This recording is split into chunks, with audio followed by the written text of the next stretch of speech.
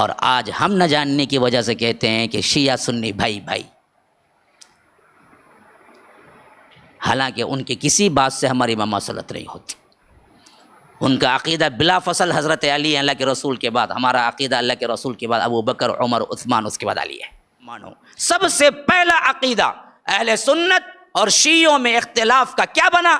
انہوں نے کہا ابو بکر غضب کرنے والے، ظالم، نعوذ باللہ ثم نعوذ، عمر ظالم، عثمان ظالم، سوائے اللہ کے رسول کے بعد کوئی صحیح خلیفہ بننا تھا تو وہ حضرت علی، اور ہمارا عقیدہ اب بھی یہی ہے کہ یہ تینوں ظالم تھے اور حضرت علی جو بنے وہی ایک صحیح خلیفہ تھے۔ اہل سنت کی بنیاد یہی ہے کہ وہ حضرت ابوبکر کو خلافت کا خلیفہ مانتے ہیں، حضرت عمر کو ان کے بعد مانتے ہیں، حضرت عثمان کو ان کے بعد مانتے ہیں، اور ہمارا بنیادی فرق یہ ہے کہ ہم پیغمبر کے بعد حضرت علی کو خلیفہ بلا فصل مانتے ہیں، نہیں مانتے حضرت ابوبکر کو خلیفہ، نہیں مانتے حضرت عمر کو خلیفہ، نہیں مانتے حضرت عثمان کو خلیفہ۔ تشیع کے مکتب فکر میں ان کی خلافت ہمارے نزدیک نہیں ہے۔ خلیفہ تھے۔ اہل سنت کا عقیدہ یہ ہے کہ اللہ کے رسول کے بعد ابو بکر سب سے پہلے فضیلت والے خلیفہ، دوسرے خلیفہ عمر، تیسرے عثمان جو مظلوم شہید ہوئے، اور چوتھے حضرت علی۔ یہ اہل سنت کا عقیدہ ہے۔ شیعت کا عقیدہ یہ ہے کہ بلا فصل اللہ کے رسول کے بعد حضرت علی خلیفہ ہے۔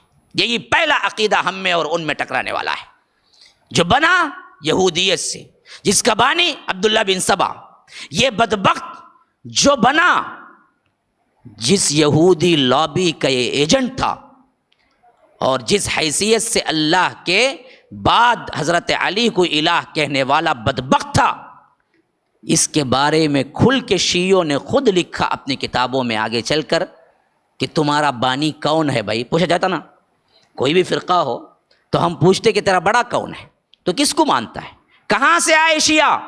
تو یہ چیز جب ان سے پوچھی گئی تم کون ہو، تم کیوں اہل سنت میں کیا ہے ایک الگ فرقہ اٹھے، تم نے کیوں بلا فصل حضرت علی کو خلیفہ مانا، تمہارے عقائد کیا ہے، تمہارا بانی کون ہے؟ تو انہوں نے برملا اپنے بارے میں لکھا کہ ہمارا بانی اور ہمارا سب سے بڑا عالم، سب سے بڑا شیخ کون ہے؟ عبداللہ بن سبا ہے۔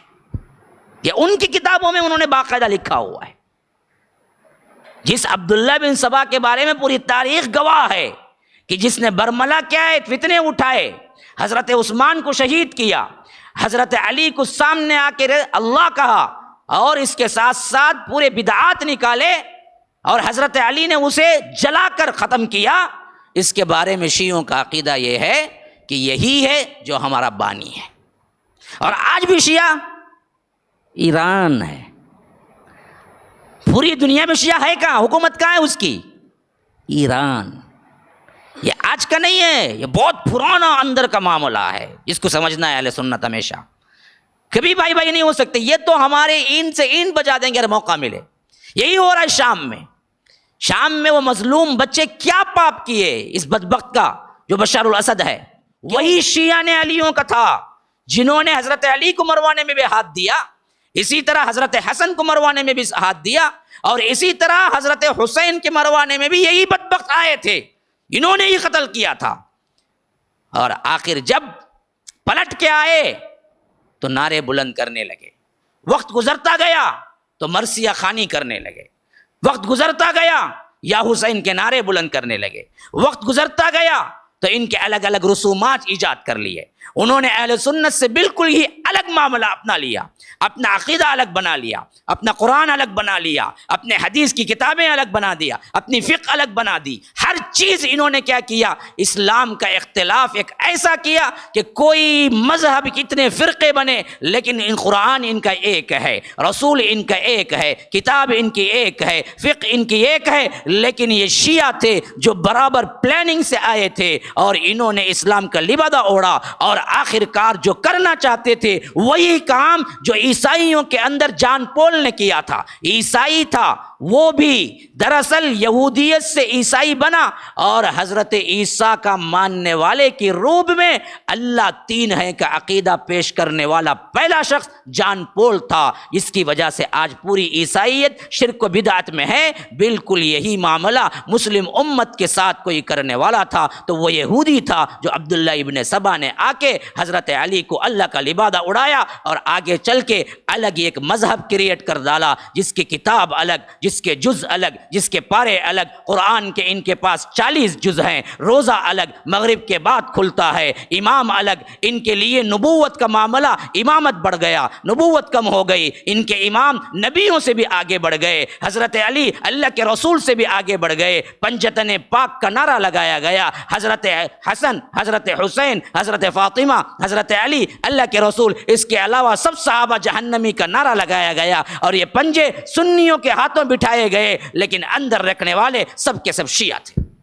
یہ عقیدے ہمارے اندر لائے گئے باقاعدہ پوری پلاننگ سے، اور یہ قوت بنتی گئی، اور مسلمان امت کے اندر یہ زہر کے خنجر کی طرح چپتی رہی، حتیٰ کہ آج تک بھی چھپی ہوئی ہے۔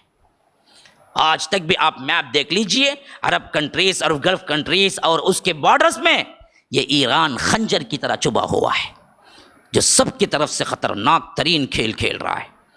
اس کے لیے کیا ہے، مکے پہ حملہ کرنا، کعبۃ اللہ پہ حملہ کرنا بھی بہت معمولی بات ہے، جو کہ کئی مرتبہ کر چکا ہے۔ حجاج مینا کے میدان میں ہو تو بھی انہیں قتل کرنا جائز ہے، کیونکہ یہ اہل سنت ہیں اور ان کے لیے قتل کرنا جائز ہے۔ جیسا کہ گزشتہ حج میں ان لوگوں نے عرفات کے میدان میں، مینا کے میدان میں بڑی بڑی کھلبلیاں مچائی۔ یہ وہی لابی ہے جو کام کر رہے ہیں، آگے آگے آگے آگے آگے۔ ہاں، عوام شیعہ میں یہ باتیں نہیں معلوم ہوں گی، لیکن ان کے جو سرغنے ہیں وہ جانتے ہیں سب کچھ، اور آج ہم نہ جاننے کی وجہ سے کہتے ہیں کہ شیعہ سنی بھائی بھائی، حالانکہ ان کی کسی بات سے ہماری مماثلت نہیں ہوتی۔ ان کا عقیدہ بلا فصل حضرت علی اللہ کے رسول کے بعد، ہمارا عقیدہ اللہ کے رسول کے بعد ابو بکر، عمر، عثمان، اس کے بعد علی ہے۔ ان کا عقیدہ 40 پاروں کا ہے، ہمارا عقیدہ 30 پارے جو اللہ تبارک و تعالی نے جبرائیل کے ذریعے بھیجا۔ ان کا عقیدہ ہے کہ جبرائیل نے خیانت کی اور یہ دشمن علی فرشتہ ہے، جو اللہ نے وحی دے کے کہا کہ علی پہ جا کے اتارو، تو انہوں نے محمد پہ اتار دیا، نعوذ باللہ صلی اللہ علیہ وسلم۔ ہمارا عقیدہ یہ ہے کہ جبرائیل امین ہے، امین ہے وہ، مطاع ثم امین ہے وہ۔ ہم ان سے محبت رکھتے ہیں، یہ ان سے بغض رکھتے ہیں۔ ان کی لابی یہ ہے کہ اہل سنت کو اڑاؤ، ہماری لابی یہ ہے کہ اہل سنت کو بچاؤ۔ ان کی لابی یہ ہے کہ اہل سنت کے اندر فضا مقدر کر دو بے حیائی کے لباس میں۔ ہماری لابی یہ ہے کہ اہل سنت کے اندر امن و امان کے ساتھ ان کے اندر بے حیائی کو دور کرو، حیا لاؤ۔ آج جتنی لابیاں کام کر رہی ہیں نا بے حیائی کے، ان سب کے اندر یہ بھی ہیں، ان سب کے اندر یہ بھی ہیں۔ بلکہ ان کا عقیدہ ہے کہ انسان چند دن کے لیے پیسہ دے کے بیوی بنا سکتا ہے اور جب چاہے چھوڑ کے جا سکتا ہے، اسے یہ متع کہتے ہیں۔ حالانکہ شریعت محمدی میں متع حرام ہے۔ شادی کرنا ہے زندگی بھر کی نیت سے کرنا ہے، یہ اور بات ہے کہ بعد میں طلاق ہو جائے، لیکن نیت پہلے ہی ہے کہ میں 4 دن کے لیے شادی کر رہا ہوں تو وہ شادی حرام ہے، زنا ہے۔ اور یہ شادی شیعت کے اندر سب سے بڑا مذہبی عقیدہ ہے کہ ان کا ہر آدمی متع کرنا جائز نہیں بلکہ کرنا چاہیے، 4 دن کے لیے، 5 دن کے لیے، 6 دن کے لیے، 1 سال کے لیے، اس کے بعد وہ بھیج دے تو بالکل صحیح ہے، جو متع کہتے ہیں۔ ایسے ہر معاملے میں ڈیفرنٹ ہے، اور ان کی لابی ہی اسلام دشمنی ہے، جو اللہ کے رسول صلی اللہ علیہ وسلم کی زندگی ہی میں کیا مارنے کی سازشیں کی، وہ کیسے ہمارے سے ٹھنڈے دل پہ برداشت کریں گے، ہمارے سے اچھا سلوک کریں گے۔ تو یاد رکھو مسلمانوں، ان کے معاملات میں ہم آگے بڑھ کے اور سپورٹ کرنا۔ محرم آیا، عاشورہ آیا، انہوں بھی کیا کہتے، درد مندی سے روزہ رکھتے، کہتے ارے بیوقوف، ان بدبختوں کی اتباع کرتا ہے جنہوں نے اسلام کی جڑیں کھوکھلے کرنے کے لیے اپنی زندگیاں لگائی۔ کھائی کا روزہ؟ کس کا روزہ؟ جیسے حسنین کریمین شہید ہوئے ویسے عثمان بھی شہید ہوئے، عمر بھی شہید ہوئے، ان کا بھی روزہ رکھو۔ تم نے کبھی رکھا؟ حسین مرتبے میں بڑے ہیں، حضرت ابو بکر و عثمان علی بڑے ہیں، ان کا کوئی روزہ نہیں۔ تعزیہ کو کتنے لوگ کیا ہیں تعزیت کے وقت نہ کرتے ہیں تو لیکن کم از کم کالا کپڑا تو پہن لیتے تعظیماً، تعزیہ نہیں مارتے ہیں تو بھی کالا کپڑا پہن لیتے۔ کیوں؟ حضرت حسین کو قتل کیا گیا۔ کتنے لوگ ہیں شادی بیاہ نہیں کرتے محرم میں، سنی، کتنے لوگ ہیں جو سنی ہو کے کیا ہے کالا لباس پہنتے ہیں، کتنے لوگ ہیں جو سنی ہو کے کیا ہے اس ماہ میں کوئی بھی میٹھا نہیں پکاتے، اس ماہ میں کوئی دعوت نہیں کرتے، تعزیہ دیکھنے کے لیے مقررہ وقت پہ بھاگ کے جاتے، ان کو ستائش کی نظر سے دیکھتے کہ کیا کام کر رہے ہیں۔ یہ پورا ان کا سپورٹ کرنا ہے۔ اور سپورٹ کس کو کر رہے ہو؟ جو تمہاری ہی جڑیں اندر سے کاٹ رہا ہے، تم نامعلوم حیثیت سے جا کے ان کی سپورٹ کر رہے ہو،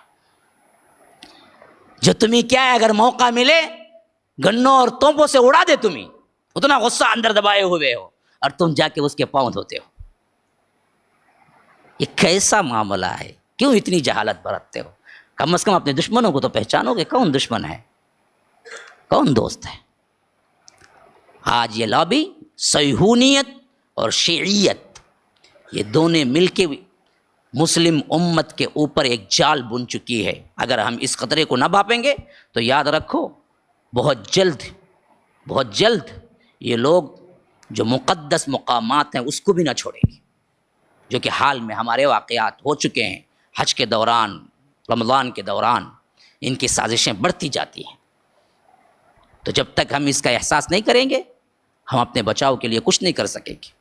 اللہ رب العزت ہمیں وہ فہم دے، وہ طاقت دے، وہ آنکھ دے جو کہ دشمن کو دشمن پہچاننے کی طاقت ہو، جو دوست کو دوست پہچاننے کی طاقت ہو۔ اللہ صراط مستقیم پر قائم رکھے۔ ھذا وباللہ التوفیق، صلی اللہ وسلم علی نبینا محمد۔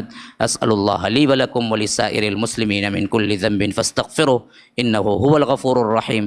سبحانک اللہم وبحمدک، اشہد ان لا الہ الا انت، استغفرک واتوب الیک۔